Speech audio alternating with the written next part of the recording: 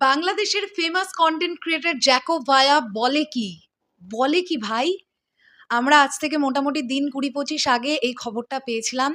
Jacob ভায়া নিজে post করেছিলেন যে তিনি রকস্টারে একটি ইম্পর্টেন্ট ক্যারেক্টার প্লে করছেন। এখন তিনি যে বিষয়টা জানাচ্ছেন সেটা জেনে তো ভাই আমি পুরাই অবাক। এই ক্যারেক্টারটা একটা সারপ্রাইজিং ক্যারেক্টার হতে চলেছে, যে ক্যারেক্টারটা সিনেমার শেষের দিকে এসে আমাদের চমকে দেবে। তার মানে গল্পে থাকতে চলেছে টুইস্ট ভাই, আমি তাই ভাবছি। রকস্টার টিম সামহাউ মনে হচ্ছে তাদের ছবিটা নিয়ে বেশ কনফিডেন্ট। যদিও সিনেমাটা না দেখার আগে আমরা নিজেদের তরফ থেকে বলবো না অসাধারণ, ফাটিয়ে দেবে, জমিয়ে দেবে, কাঁপিয়ে দেবে। নো, আগে নিজেরা সিনেমাটা দেখব। কারণ অডিয়েন্স বলবে সিনেমা তাদের কেমন লাগছে, তার উপরে ডিপেন্ড করছে বক্স অফিস। অডিয়েন্সের ওপর ছাড়া হোক, কারণ সিনেমাটা বানানো দর্শকদের জন্য। তবে জ্যাকব ভায়ার এই পোস্ট আমাকে তো বিশাল অবাক করেছে। এক্স্যাক্টলি কী লিখছেন তিনি, এবং তার সঙ্গে সঙ্গে একটি পোস্টার ড্রপ করা হয়েছে জ্যাকব ভায়ার তরফ থেকে, একটি পোস্টার যেখানে আমরা দেখতে পাচ্ছি এটা অফিসিয়াল পোস্টার। হ্যালো আমার সাকিবেন ভাইরা বোনেরা, চলে এলাম আরও একটা নতুন ভিডিও নিয়ে। আশা করছি তোমরা সকলে খুব ভালো আছো। আমরা অনেকেই ভেবেছিলাম জ্যাকব ভায়া একজন মিউজিশিয়ানের ক্যারেক্টার প্লে করবেন। মনে করে দেখো, আমি তো অ্যাটলিস্ট সেটাই ভেবেছিলাম। বাট আমাকে উড়িয়ে দাও গানটাতে আমরা আগুনের ব্যান্ডে যারা যারা মিউজিশিয়ানস হিসেবে আছেন ৪-৫ জনাকে দেখে ফেলেছি, তার মধ্যে তো জ্যাকব ভায়া ছিলেন না।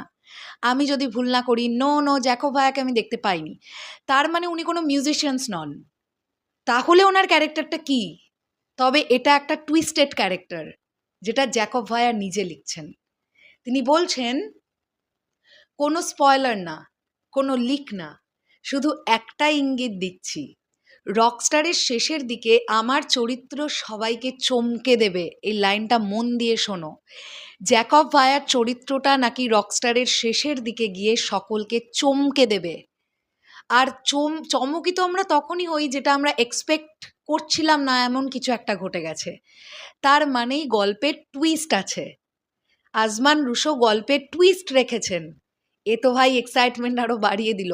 আমরা তো এই সিনেমাটাকে একটা নর্মাল মিউজিক্যাল জার্নি ভাবছিলাম, যেখানে আমরা আগুনের আপস অ্যান্ড ডাউনস দেখতে পাবো, তার মিউজিক্যাল জার্নি দেখতে পাবো। বাট এই গল্পের মধ্যে টুইস্ট অ্যান্ড টার্নসও আছে। জ্যাকব ভায়ার পোস্ট দেখে অন্তত সেটাই মনে হচ্ছে। তিনি আরও লিখছেন, শাকিব খানকে অ্যাকশনে দেখার পর তোমাদের প্রতিক্রিয়া জানাতে ভুলো না। আমি যতটুকু যা জানি, রকস্টার সিনেমায় ডেফিনেটলি অ্যাকশন আছে, কিন্তু সেটা ওই এক ঘুষি মারলাম ৫ কিলোমিটার দূরে গিয়ে ভিলেন পড়লো, বা বিশাল আমি চাকু তলোয়ার চালিয়ে দিলাম, ভর করে ব্লিডিং হয়ে গেল, এই ধরনের ভায়োলেন্সযুক্ত অ্যাকশন কিন্তু রকস্টারে মোস্ট প্রবাবলি নেই। কারণ এটা একদম অন্য জনরার একটা সিনেমা।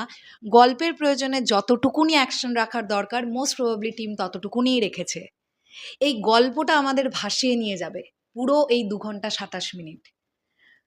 সো জ্যাকব ভায়ার ক্যারেক্টারটা দেখার জন্য অবশ্যই আমি এক্সাইটেড হয়ে থাকলাম। কারণ উনি একজন বিদেশি মানুষ, বাংলাদেশকে ভালোবেসে বাংলাদেশের কন্টেন্ট তৈরি করেন। শুধু উনি নয়, ওনার ফুল ফ্যামিলি। তো বাংলাদেশের মানুষ জ্যাকব ভায়াকে প্রচণ্ড পছন্দ করে, আমি জানি। তো জ্যাকব ভায়ারও একটা ফ্যান বেস কিন্তু যারা যাবে রকস্টার দেখতে, এটা আমার কোথাও গিয়ে মনে হয়। তো রকস্টারে কন্টেন্ট ক্রিয়েটারের একটা ফ্যান বেসও অ্যাড হচ্ছে। যদিও মেগাস্টার শাকিব খানের ছবিতে আলাদা করে কিছু লাগে না, বাট তারপরেও জ্যাকব ভায়ার জন্য যদি ১০০টা মানুষ রকস্টার দেখতে যায়, সেটাও তো গেল, সেটাও তো তার ক্রেডিট। তিনি কষ্ট করে এই জায়গাটা তৈরি করেছেন, তিনি মানুষের মন জিতে নিয়েছেন। সো এটাকে ভীষণ পজিটিভলি দেখছি। শুধু বাংলাদেশ ইন্ডাস্ট্রি বলে নয়, তোমরা লক্ষ্য করে দেখো টলিউডেও বিভিন্ন কন্টেন্ট ক্রিয়েটাররা বিভিন্ন ছবিতে এর আগে কাজ করেছে বা এখনও কাজ করছে। রিসেন্টলি তো কানে চলে গেল একজন কন্টেন্ট ক্রিয়েটার, কানে গিয়ে একজন বাঙালি হিসেবে নিজেকে রিপ্রেজেন্ট করেছে। সো এটা আমাদের পশ্চিমবাংলার জন্য বিরাট বড় একটা গর্বের ব্যাপার। এছাড়া তোমরা বলিউডে দেখো, কেন আমরা বিবিকে বাইন্সকে প্রজেক্ট করতে দেখিনি? দেখেছি তো। এছাড়াও আরও অনেক কন্টেন্ট ক্রিয়েটার যারা কিন্তু বলিউডের সঙ্গে একদম লিটারালি কাজ করেছে বা করছে বা ভবিষ্যতেও করবে। সো কন্টেন্ট ক্রিয়েটাররা ইম্পর্টেন্স পাচ্ছে ফিল্ম ইন্ডাস্ট্রিতে। বাংলাদেশেও যেটা শুরু হয়েছে, এটা জানতে পেরে খুব ভাল লাগলো।